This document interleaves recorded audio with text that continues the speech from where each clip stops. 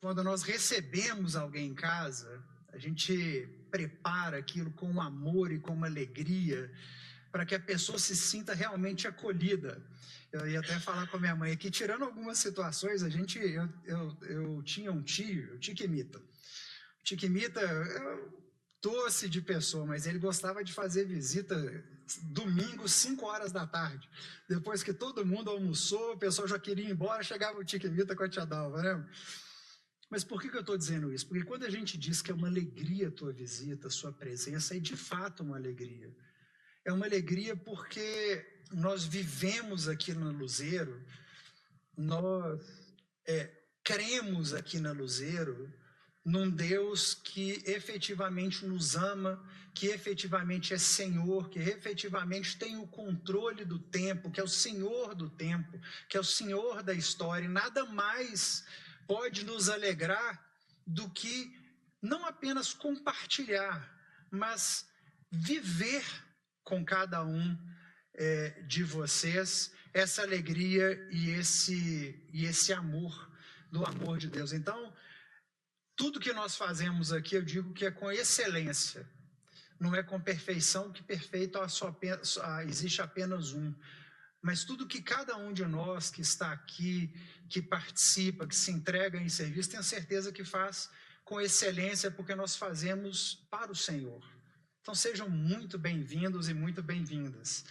Nós estamos numa série, eu não tenho aqui a minha visão, então às vezes eu terei de virar. Nós estamos em uma série Fé Sem Religião.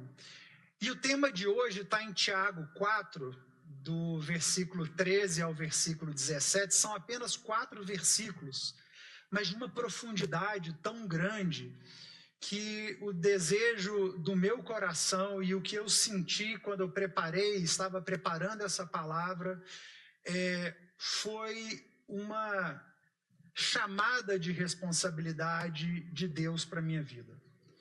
O quanto nós temos o hábito de nos descolar da vida de Deus, nós temos o hábito de descolar do senhorio de Jesus e das orientações do Espírito Santo e nos colocamos em um lugar de autonomia, de independência, de autoridade. E o quanto isso pode ser, e muitas das vezes é ruim para cada um de nós. Não significa que quem não crê em Cristo, no cristianismo, quem não crê no Senhor, no Deus de Israel, não significa que não possa ter uma vida de sucesso, uma vida boa, uma vida de tranquilidade, não apenas econômica, mas emocional. Não significa isso. A grande questão é aonde você está, onde você e eu nos encontramos nessa jornada, que é a carreira que caminhamos até o dia que o Senhor nos buscará.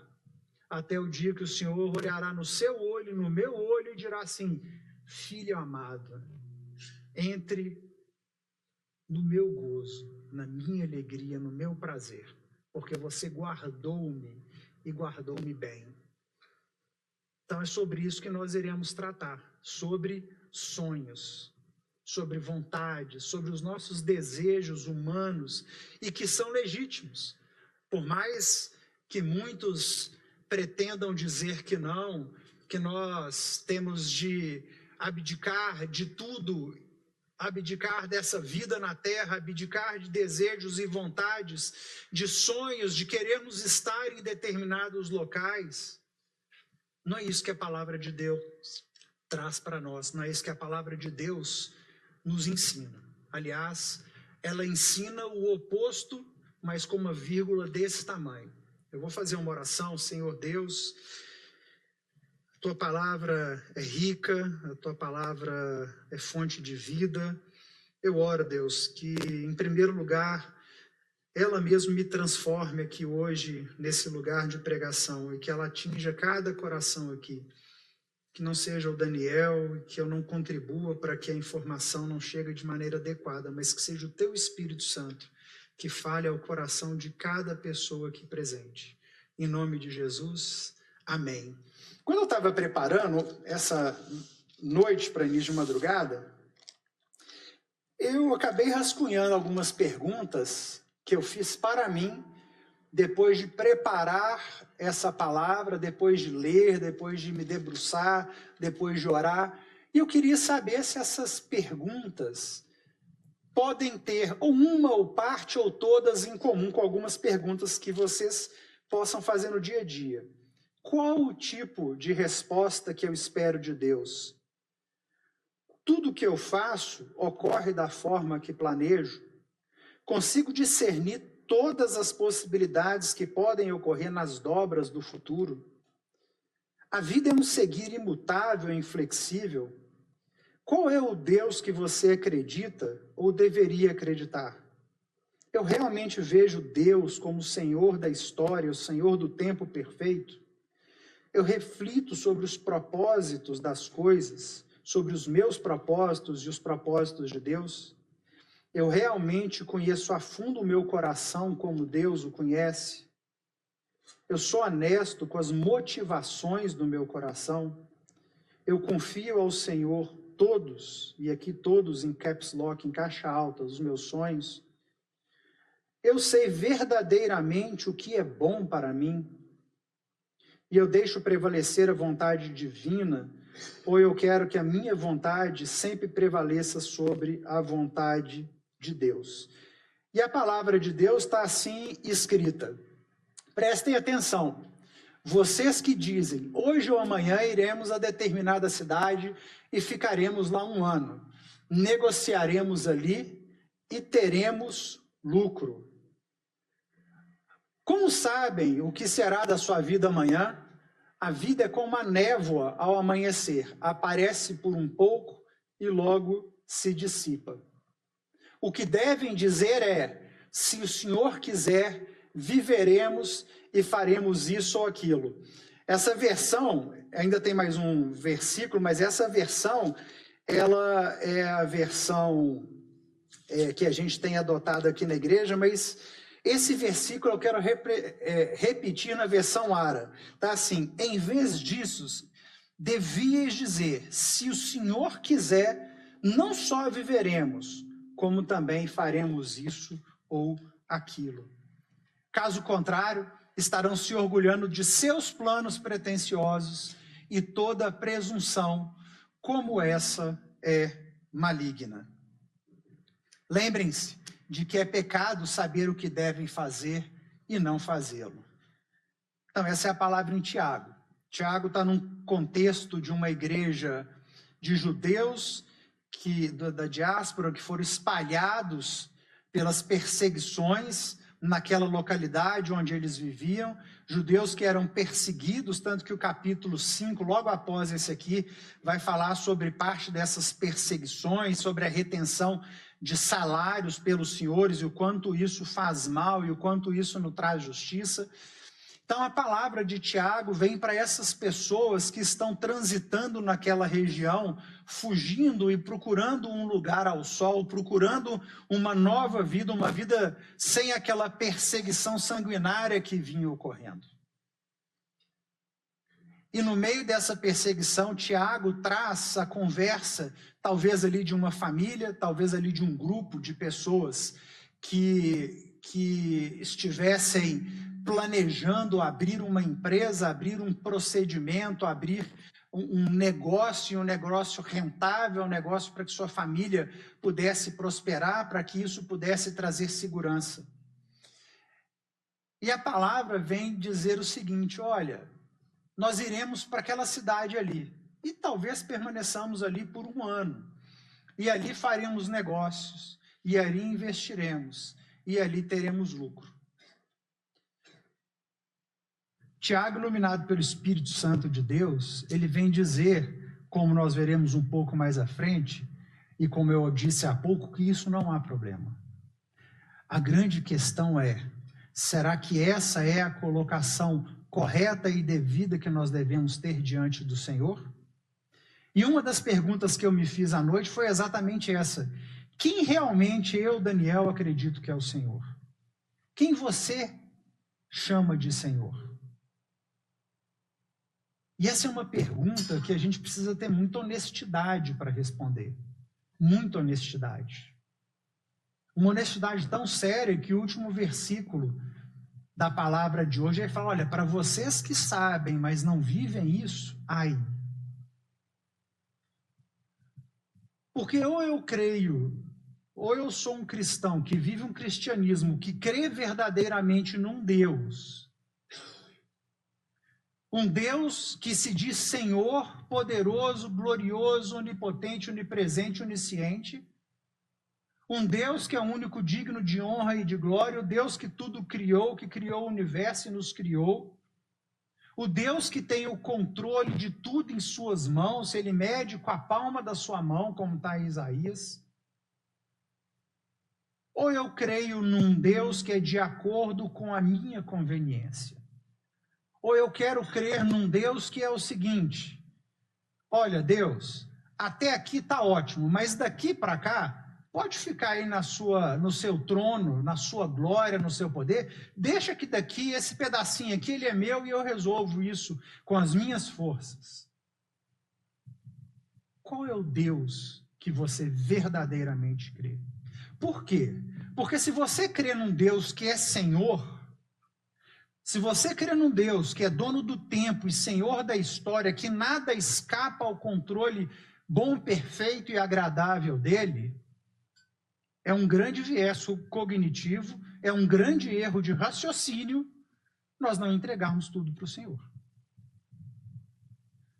Eu estou lendo um livro muito interessante, chama Antifrágil. Vale a pena ler, quem não conhece, é um livro que fala sobre as situações de caos que nós não conseguimos prever e como que a gente pode, dentro de uma situação que é inesperada, trazermos ou retirarmos frutos bons e crescermos. Enquanto sociedade, enquanto pessoas, enquanto empresa, é um livro escrito por um economista cristão muito interessante, o Antifrágil. Nós não conseguimos ver o futuro. Nós somos limitados. Nós vivemos dentro de um corpo físico, de um espaço-tempo, em que nós não conseguimos ver o que vai acontecer lá na frente. E quando eu quero assumir esse controle, esse poder sobre a minha vida, sobre os meus sonhos, sobre os meus desejos de forma exclusivista, o que eu estou dizendo é, Deus, dê licença desse ponto da minha vida. Não participe deste ponto comigo. Só que tem um detalhe, como eu posso fazer isso, crendo que Deus, que é o Senhor do tempo, sabe o que vai acontecer lá? Como eu posso abrir mão de um Deus que diz o seguinte, olha, eu tenho o melhor reservado para você. O melhor, veja bem, nem sempre é ausência de problema. O melhor nem sempre é ausência de enfrentamentos.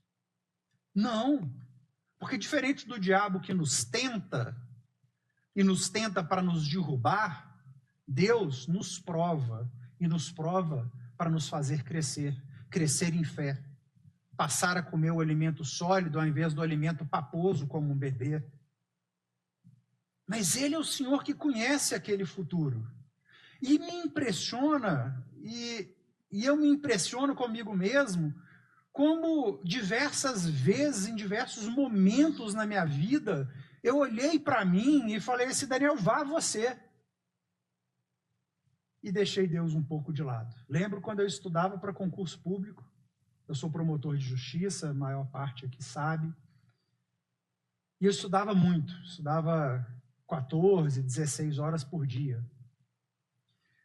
E eu estava numa fase, o concurso é interessante, quando você entra na fila do concurso, que eles dizem que é uma fila, você entra uma hora, chega a sua vez. Não é assim, eu entrei e vou conseguir. Para alguns, felizmente sim, mas para a grande maioria não é assim que funciona. E você vai caminhando e de repente naquela biblioteca onde você está, que você tem milhões de dúvidas, que você tem ali pessoas com as quais você conversa, e olha, eu não entendi, você pode me explicar? Depois de um tempo você passa a ser aquele que explica. E aí você sai e entra outro e isso vira um ciclo. E eu estava numa fase na minha época de estudo muito boa, muito, mas muito boa, eu era dedicado de verdade, eu não barganhava com os meus horários, com o meu tempo de estudo. E cada concurso que eu fazia era uma bomba. E eu não entendia por quê.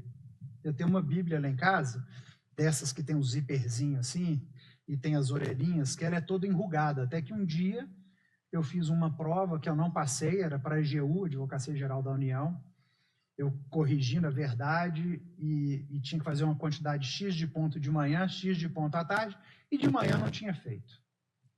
Eu sei que eu cheguei em casa, depois de ver esse gabarito, eu estava no cursinho do Pretório à época, e quando eu peguei aquele gabarito, que eu vi que eu não tinha passado, eu fui embora para casa, que eu já não conseguia mais estudar. Cheguei, entrei no meu quarto e chorei, e chorei, chorei, e chorei muito. Mas foi naquele dia que eu realmente compreendi algo que mudou a minha realidade de ser humano. Não que eu não tropece, não que eu não erre, não que às vezes eu não tire Deus e que eu faça e venha pedir perdão depois. Mas, em regra, eu mudei a realidade de saber quem está no controle da minha vida. Eu entendi o que estava acontecendo. Eu queria dobrar aquilo na minha força.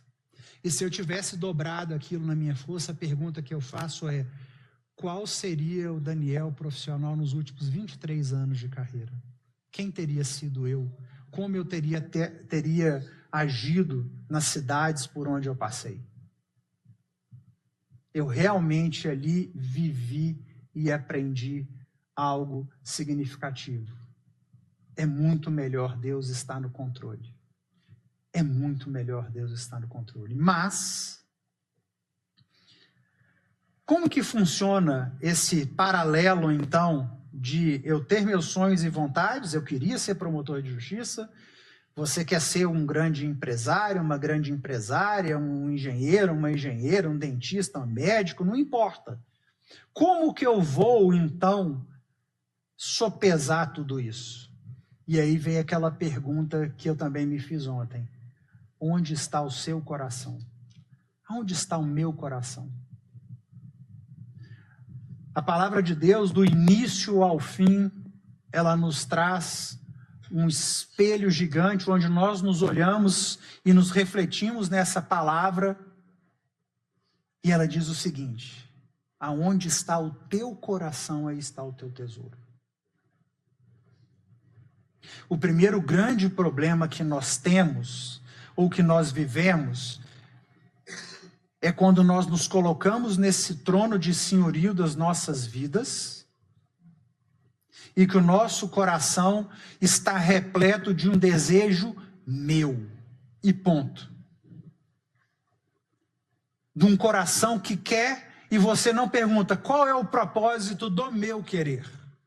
E se eu conseguir, qual é o propósito de Deus para esse meu querer? Não, sou eu e ponto final. Aonde está o seu coração? A primeira grande verdade que nós precisamos enfrentar diante de um espelho é: qual o propósito, o objetivo daquilo que eu estou perseguindo, daquilo que eu estou sonhando? E nessa caminhada, nós temos 4 possibilidades. A primeira possibilidade é a que nós tratamos até agora, é a possibilidade do eu, que é a ilusão da autossuficiência humana, planejar a jornada confiando apenas em si e caminhando de forma solitária. Claro que o solitário aqui não é você sozinho, porque nós caminhamos em comunidade, em sociedade, com os nossos pares, maridos, mulheres, mães, pais, filhos, irmãos. Mas o caminhar sozinho aqui, desse eu egoístico, é o que eu decido para mim. E tem um viés oposto a esse, que é o viés de que eu olho para Deus e vejo um Deus desse jeito, nervoso, irado, que quer nos destruir. Vejo um Deus que vê tanta mazela no mundo e que não faz nada, e tudo é culpa de Deus. Se eu não consigo atingir um propósito, se eu não consigo atingir um objetivo, se eu não consigo cumprir na minha vida um sonho grande que eu tenho, eu logo vou me assentar diante de Deus e falar assim: o que está acontecendo? Poxa, eu sou tão certinho. Eu estou no culto todo final de semana. Eu não faço mal para o próximo. Por que é assim? Por que tem tanta coisa errada nesse mundo? Deus, se Deus existe, não são questionamentos que muitos fazem, mas nós não entendemos que nós temos responsabilidades.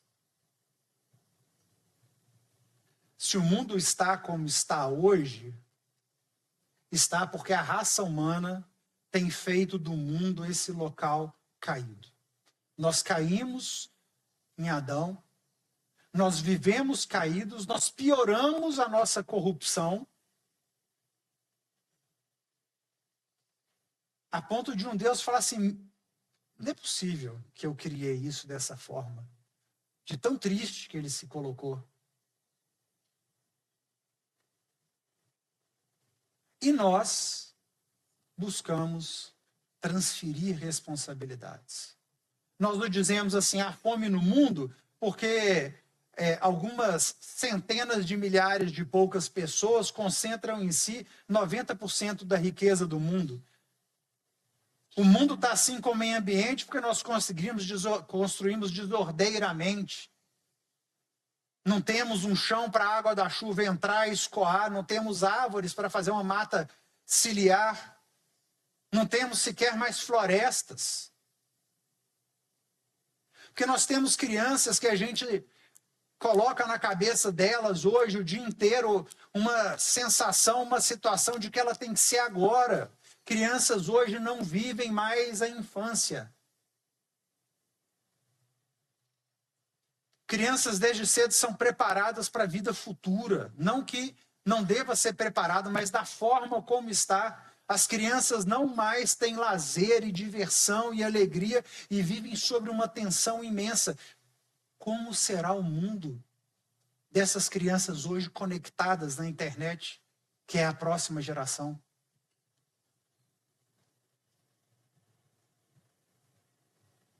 Nós tiramos esse Deus e nós responsabilizamos Deus por problemas que nós geramos e nós criamos. E o nosso desejo é que nós fôssemos meros fantoches. Então Deus faz assim, ó, eu vou corrigir daqui, então eu vou conduzir vocês. É outra pergunta que eu fiz. Quer dizer que nada é imutável? Quer dizer que nós chegamos aqui, eu vou viver isso, acabar e morrer? Não é isso que Deus fala. Deus já mudou quantas situações na Bíblia. Mas nós, no nosso egoísmo, nas nossas vontades pessoais, afastamos o senhorio de Deus. Vê se não é essa a situação que muitas das vezes acontece como se Deus fosse um grande negociador. Eu procuro Deus e através de uma oração distorcida, pedindo a Ele o que eu quero, eu negocio, eu transaciono com Deus, eu peço para Deus, Deus, eu vou fazer isso, mas você me dá aquilo. Eu estou sendo fiel, Deus, eu estou pagando o dízimo. Oh, Deus, eu estou sendo fiel, eu estou ajudando as pessoas, então você me dá isso aqui também? Você deixa eu passar nesse Enem, nesse curso que eu quero fazer? Você deixa eu comprar um carro novo? Você deixa eu ter um grande contrato? E aí, quando eu não recebo, é essa oração, Senhor, faz 3 anos que eu peço a mesma coisa. Boa, eu quero.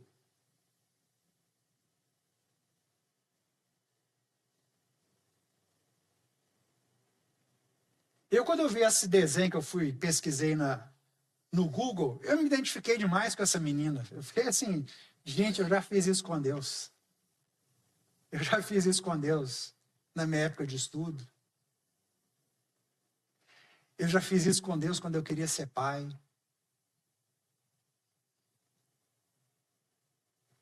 Deus não é um negociador.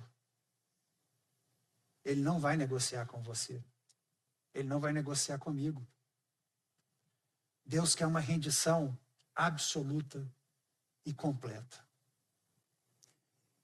E nós perdemos a alegria, o regozijo, o prazer de viver isso aqui.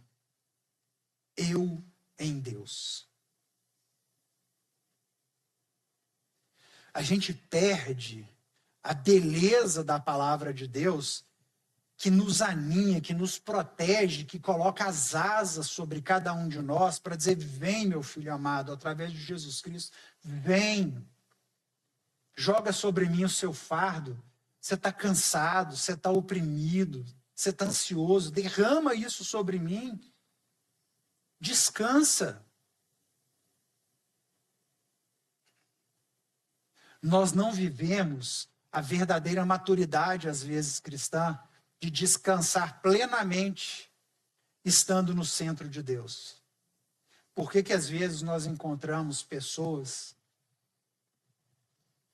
que têm negócios que são tão prósperos e tão bons, mas se sentem vazios, angustiados? E de outro lado, nós temos pessoas que também têm negócios prósperos, mas são felizes, se sentem preenchidos. A grande diferença é que muito provavelmente no coração de uma você tem verdadeiramente a vida de Deus. Não é em parte. Porque se você chegar para a grande maioria dos brasileiros e perguntar: você acredita em Deus? A grande maioria, nós somos um país tradicionalmente cristão, com maioria católica, com crescimento evangélico.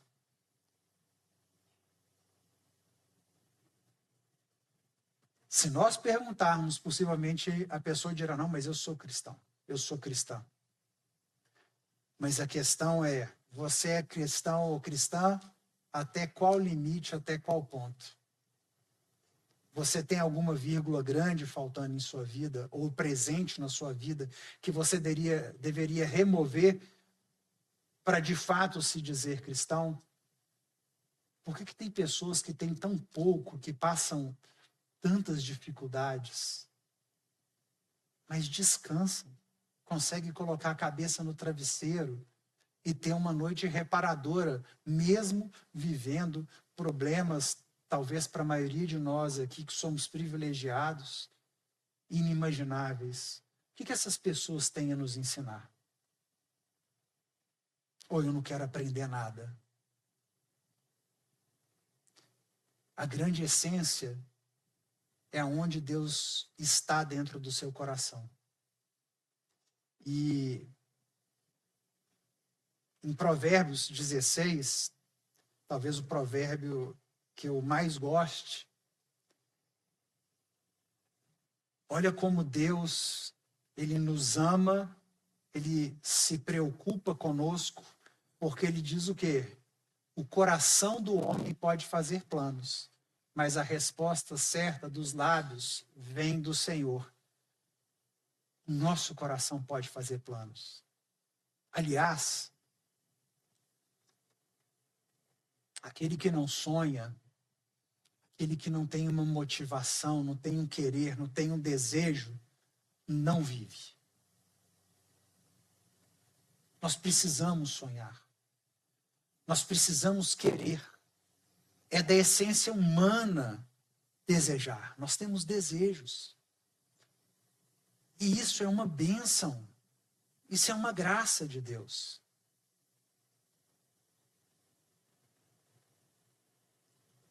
Mas, como está lá no último versículo de hoje, do 17, triste é aquele que sabe, que conhece a palavra, mas não vive desse jeito. Porque esse texto não para, coração do homem pode fazer planos. Ele encerra esse primeiro versículo, mas a resposta certa vem dos lábios do Senhor. E na vida de Deus, na perspectiva de Deus, existem 3 situações: o não, o sim e o ainda não. Às vezes nós temos sonhos e queremos alguma coisa em que a resposta de Deus é sim. Quem já não viveu alguma situação em que as coisas vão se encaixando de tal forma É um vizinho que aconteceu isso, que fez aquilo, aí o outro aconteceu aquilo, já teve outra informação, de repente, o que você quer está cumprido ali. Mas quantas vezes a resposta de Deus é não. Ele te fecha a porta uma, te fecha duas, te fecha três, e você não quer ver, porque você percebe, mas você não quer ver que esse não é o caminho que o Senhor tem para você. Que esse não é o caminho que o Senhor tem para mim.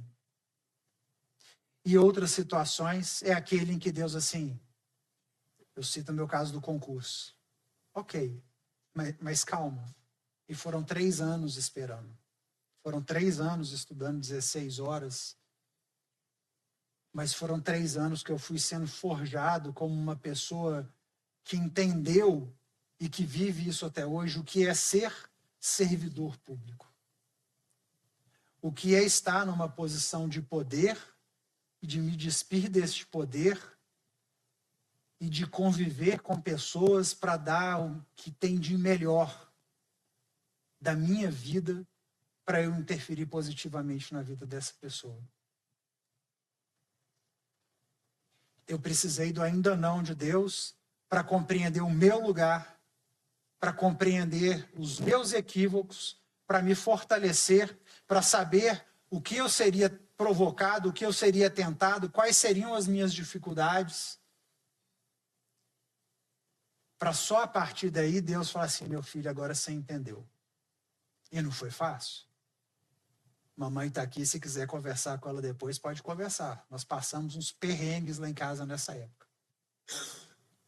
Perrengues sérios. Mas eu não seria o Daniel de hoje se não fossem esses perrengues. Porque eu realmente entendi e coloquei Deus na centralidade do lugar de onde ele tem de estar. Todos os caminhos do homem são puros aos seus olhos, mas o Senhor pesa o espírito. Nós achamos que tudo é bom para nós.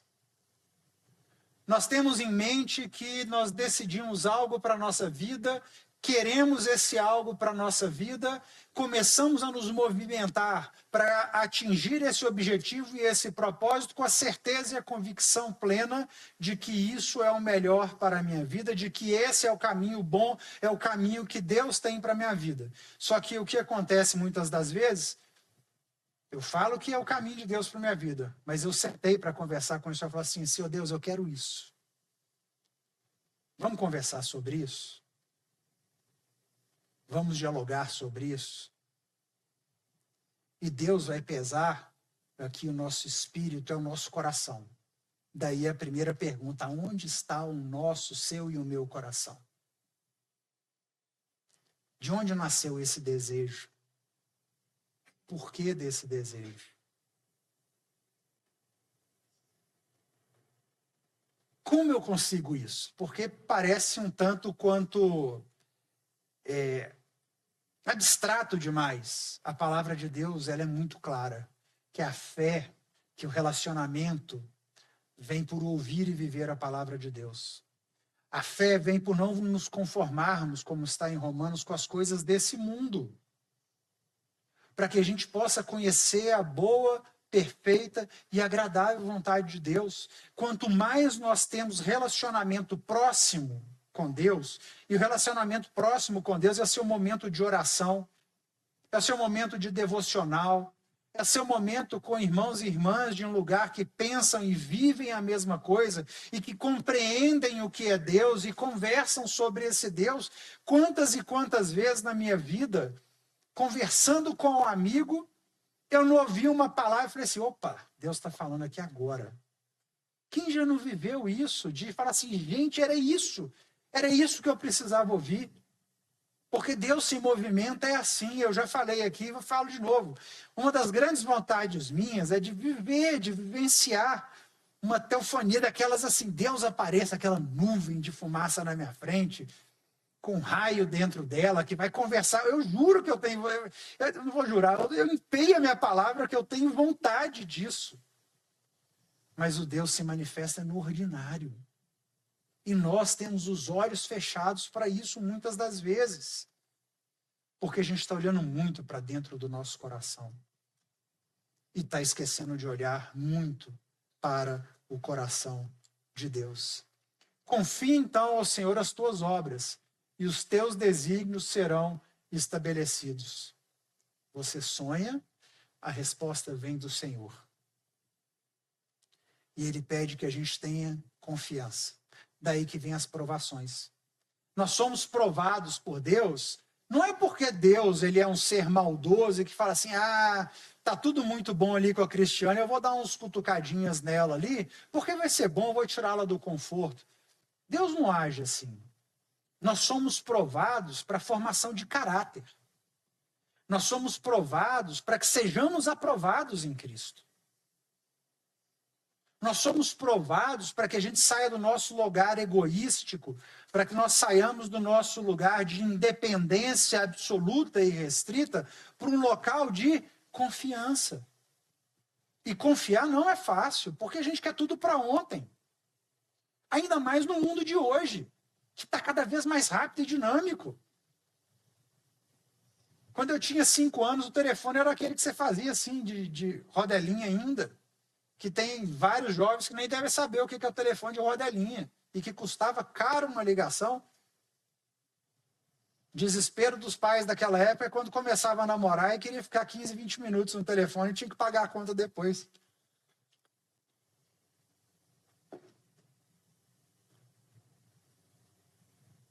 Nós precisamos confiar.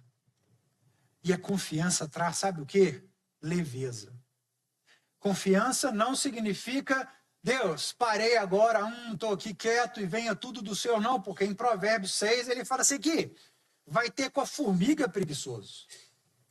Não significa que nós não tenhamos de fazer, mas é um fazer subjugado à vontade do Senhor. E é uma provação que a gente passa quando vem em Romanos 5 dizendo que você tem a turbulência, os problemas, que gera perseverança, que gera, e fala que o final gera o quê? A esperança. E essa não falha, que a esperança é no Senhor. A esperança é em Deus. O Senhor fez todas as coisas para determinados fins, até o perverso para o dia da calamidade. E para encerrar essa parte, abominável ao Senhor todo arrogante de coração. É evidente que não ficará impune. Olha que palavra pesada. Deus, ele afirma naquele versículo anterior que ele está no controle de tudo. Tudo tem um determinado fim. Ainda que não seja algo meticuloso, que é assim como se fosse uma matemática, mas existe uma razão que hoje a gente pode não compreender, que amanhã a gente não pode compreender, mas que talvez daqui uma semana, daqui um mês, daqui um ano, daqui 10 anos, a gente vai compreender.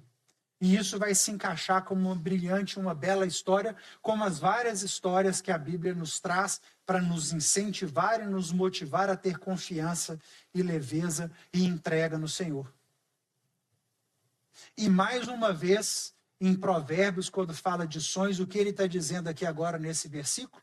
Ele está dizendo o seguinte: olha, é abominável o arrogante de coração. É abominável aquele que faz porque tem de fazer, porque é assim que eu quero. Se tem uma coisa que Deus não gosta, se tem uma coisa que não é bom, é nós não aceitarmos sermos corrigidos pelo Senhor, porque o Senhor corrige aquele que os ama. E nós precisamos entender, nós somos limitados e erramos. E precisamos reconhecer os nossos erros diante do Senhor. E a beleza do Senhor é que ele vai falar assim: vem, meu filho. Oh, meu filho, eu te testei, eu te provei. Eu te forjei, seu caráter está sendo forjado. Pela misericórdia e pela verdade se expia a culpa. E pelo temor do Senhor, os homens evitam o mal. Olha que frase linda do pastor Hernandes. Provérbios é um manual de sabedoria para a vida, sabedoria divina. E não sabedoria deste século, sabedoria do alto e não sabedoria da terra.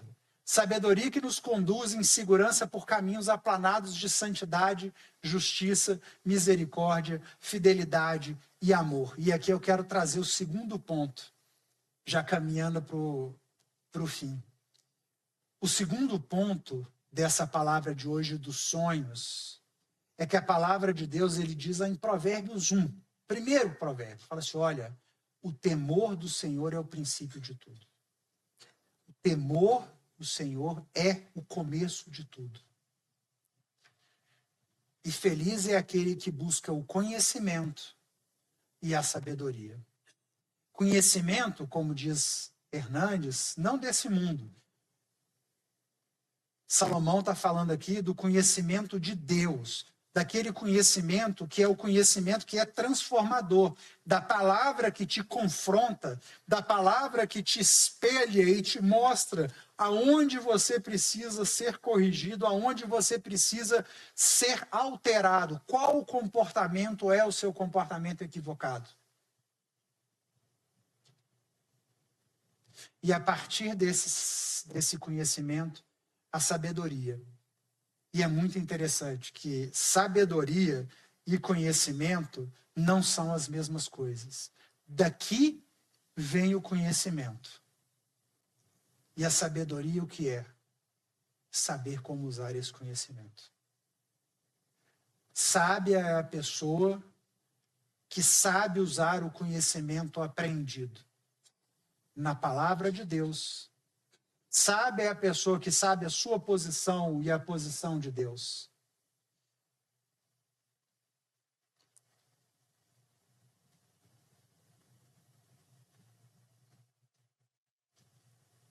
E aí, o grande desfecho. E para você que nos visita, ou para você que está distante de Deus, nós precisamos compreender que a sabedoria de Provérbios coloca o Senhor Jesus Cristo no centro de absolutamente tudo.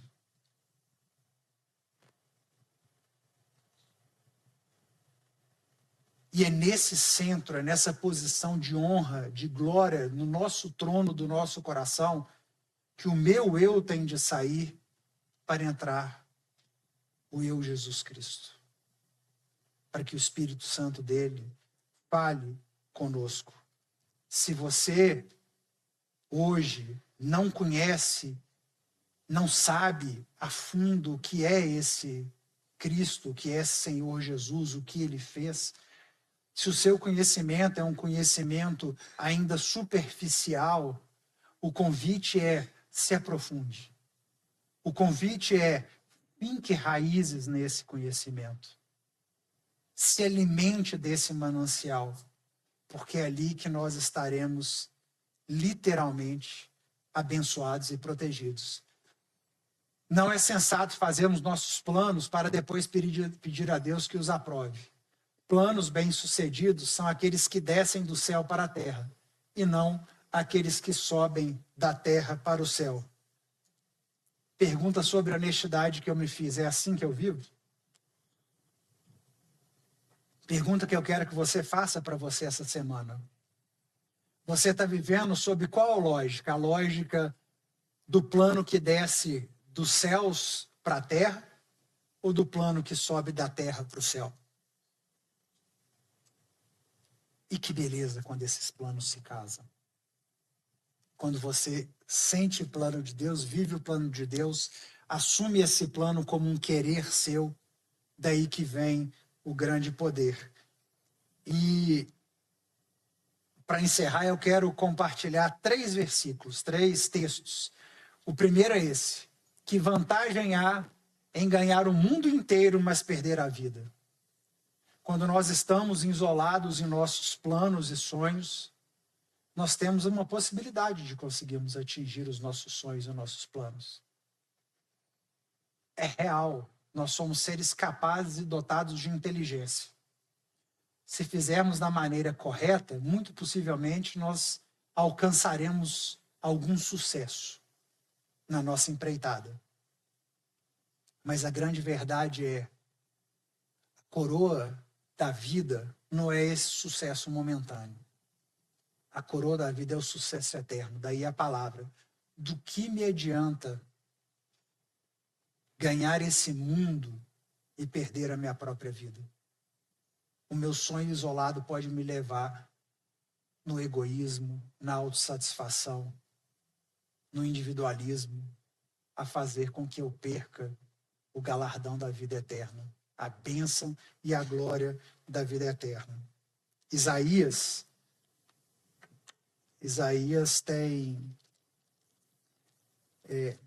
tem uma palavra, para quem quiser abrir, está em Isaías 55. Porque os meus pensamentos não são os vossos pensamentos, nem os vossos caminhos os meus, diz o Senhor. Porque assim como os céus são mais altos do que a terra, assim os meus caminhos são mais altos do que os vossos caminhos, e os meus pensamentos mais altos do que os vossos pensamentos. E é interessante como que nós, limitados como somos, como que nós abrimos mão dessa plenitude e glória de Deus, dessa plenitude, dessa imensidão do Senhor para escolher os nossos caminhos que são baixos. Jeremias 29, ele também tem algo que nos faz pensar sobre os sonhos. Eu é que sei que pensamentos que tenho sobre vós, diz o Senhor, pensamentos de paz e não de mal, para vos dar o fim que desejais, então me invocareis, passareis a orar a mim e eu vos ouvirei. Buscar-me-eis e acharei quando me buscardes de todo vosso coração.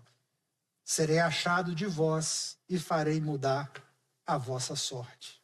Como não colocar um Senhor desse no centro? Como eu tendo meu sonho, eu não pego meu sonho e derramo no Senhor para um Deus que está dizendo isso que Ele está dizendo. E para encerrar e a gente orar em Isaías 41, talvez, junto com o Provérbio 16, dos textos que eu acho mais belo da Bíblia. Está nos versículos 10 e 13. Diz o Senhor, não temas, porque eu sou contigo. Não te assombres, porque eu sou o teu Deus. Eu te fortaleço e te ajudo e te sustento com a minha destra fiel. Porque eu, o Senhor teu Deus, te tomo pela mão direita e te digo, não temas, eu te ajudo. Qual que é a parte do eu te ajudo que a gente continua colocando uma venda em nossos olhos? Vocês perceberam o poder, a força dessas palavras? Ou eu creio e vivo isso de verdade, ou eu vou continuar correndo, como disse Salomão, atrás do vento. Vaidade, tudo vaidade. Amém? Vou chamar o pessoal aqui, pedir para passar e passar na ceia, enquanto eu faço uma oração. Senhor Deus, amado Pai, essa é a tua palavra. O Senhor é o único digno de honra e glória, Deus. Ó Pai, quanto somos dependentes do Senhor, mas o quanto nós nos colocamos fora dessa dependência, Senhor. O desejo do meu coração é que os meus sonhos, Deus, sejam seus sonhos. Desejo que meus sonhos, Deus, não venham da terra para o céu, mas desçam dos céus para a terra, Deus. Eis-me aqui, Pai, eu clamo, eu oro pela vida de cada pessoa aqui. O Senhor sabe o que os motivou a estar aqui. O Senhor conhece as dificuldades, as lutas, as batalhas, as tristezas. O Senhor sabe o sonho que cada um tem, Deus.